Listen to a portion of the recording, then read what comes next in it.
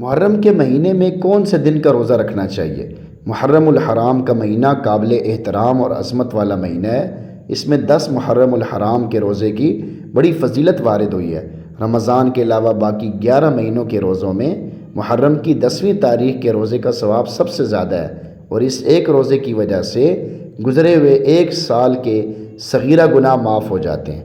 اس کے ساتھ 9ویں یا 11ویں تاریخ کا روزہ رکھنا بھی مستحب ہے، اور یوم عاشورہ کے علاوہ اس پورے مہینے میں بھی روزے رکھنے کی فضیلت وارد ہوئی ہے۔ اور آپ صلی اللہ علیہ وسلم نے ماہ محرم میں روزہ رکھنے کی ترغیب دی ہے، اور ایک حدیث میں ہے کہ محرم کے مہینے میں ایک دن کا روزہ 30 روزوں کے برابر ہے۔